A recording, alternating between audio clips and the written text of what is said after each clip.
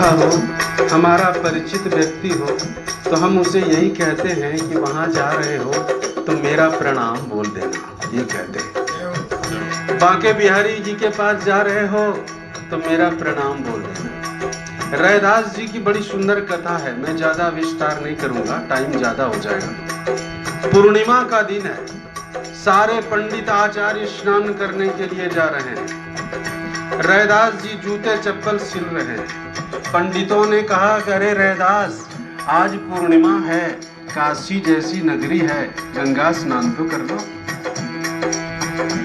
रैदास जी ने कहा, मैं नहीं जा सकता, मेरा तो काम यही है, यही गंगा है, मैं यही रहूंगा, मैं नहीं जाऊंगा। पंडित आचार्यों ने कहा, ये है ही अल्पज्ञ, ये क्या समझेगा गंगा के महत्व को।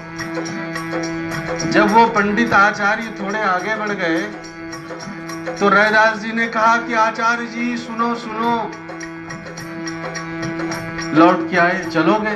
कहा, नहीं मैं तो नहीं जाऊंगा, ये कुछ केले हमारे पास पड़े हैं, ले लो, गंगा मैया को दे देना। अब पंडित लोगों ने सोचा कि गंगा मैया को देने के लिए बोला है तो अब कैसे मना करूं, तो ले लिया। अब ले लिया, स्नान करने के लिए गए। जब वहां स्नान कर लिया तो अचानक याद आया, करे रैदास जी ने तो केले देने के लिए दिए थे, दे दो। थैले से निकाला और अनमने ढंग से गंगा मैया में, फेंकना शब्द तो छोटा है, फेंकना नहीं बोलना, गंगा मैया को दिया, ऐसा कहूं। जब गंगा मैया में केले डाले गए, दिया गया उनको, तो उससे दो हाथें निकली। एक हाथ ने केले को ले लिया, इन बच्चों को बिठा दो, इन बच्चों को बिठाओ, बीच में जो इधर उधर चलते हैं ना तो हमारा कंसंट्रेशन नहीं बनता है, बहुत जरूरी हो तो आना जाना करो।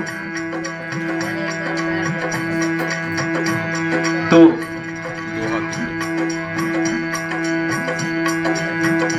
एक हाथ से तो केले ले लिए गंगा मैया ने और दूसरे हाथ से कंगन दिया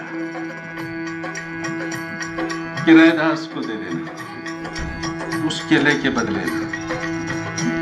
भाव देखिए, भाव ही भगवान को प्रसन्न करने का एक मूल साधन है। रुपए पैसे धन संपदा रूप सौंदर्य से प्रसन्न करना बड़ा कठिन है, भाव से संभव है। अब वो कंगन दे दिया। आचार्य जी ने सोचा कि ये कंगन तो मैं जानता हूं या गंगा मैया जानती है। अब गंगा मैया कहने तो जाएगी नहीं, तो अच्छा है कि इस कंगन को रख लो। कंगन रख लिया, कुछ दिन तक रखे, उसके बाद एक स्वर्णकार के पास बेचा। उस समय 5,000 रुपए में बेचा, उस समय रैदास जी के समय। बात खत्म हो गई, कोई जानता भी नहीं इस बात को। अचानक एक दिन काशी नरेश रानी के साथ में उधर से गुजर रहे थे। उस समय वो बड़े सेठ की एक सोने चांदी की दुकान थी। तो महारानी ने कहा, महाराज एक बार जरा मैं देख लूं कोई आभूषण। का देख लो, का आई हूं घर से, ऐसे तो मर्यादा में निकल नहीं सकती, आज सवारी सहित हूं तो 2 मिनट लगेगा। का जाओ।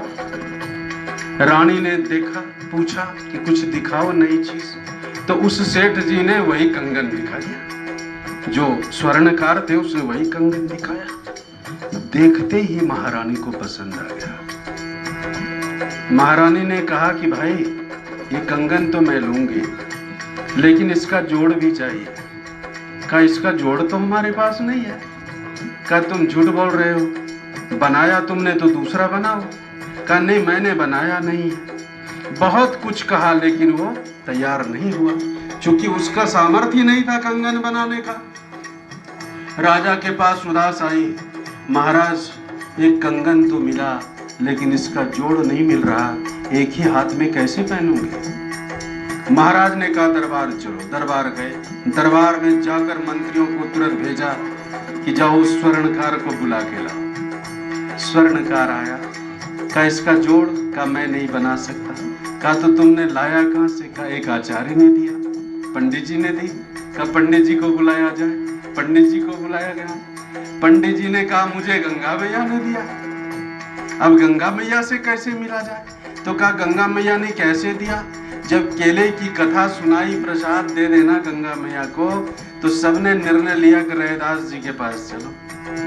रैदास जी के पास गए। महाराज, महारानी, मंत्री, सेना, सिपाही, घोड़े, हाथी, इतने लोग, ब्राह्मण, आचार्य, स्वर्णकार, सबको देखकर चौंक गए रैदास जी। अरे ये क्या है? महाराज ने प्रणाम किया, आशीर्वाद दिया। कैसे आए महाराज? कहा स्वामी जी ये एक कंगन है, आपका ही है, इसका जोड़ चाहता हूं। रैदास जी ने कहा मेरा कंगन कैसे हो सकता है? सारी कथा सुनाई। रैदास जी ठहाका लगाकर हंसने लगे। बारे गंगा मैया, ये तुमने क्या कर दिया? मेरे प्रसाद को सबके सामने स्वीकार कर लिया। धन्य हो माता, आपकी उदारता को प्रणाम है बारंबार। लेकिन अब मैं इनका क्या करूं जो दूसरा कंगन मांग रहे हैं?